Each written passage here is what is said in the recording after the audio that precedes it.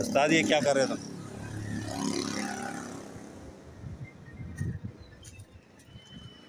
वो लोडर खड़ा है, वो दूसरी वाली गाड़ी से माशाल्लाह से खूब डीजल चोरी हो रही है।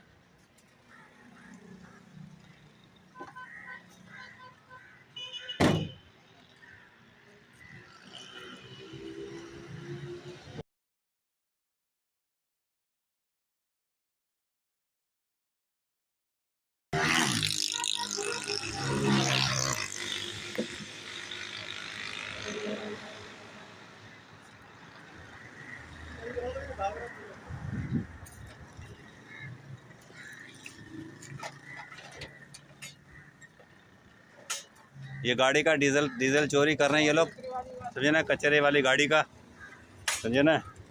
ये बंदा है, ये गाड़ी का नंबर है इसका, इसको डीजल दिया जा रहा है। ये दोनों कैन भरे इन्होंने यहाँ पे कब्रिस्तान।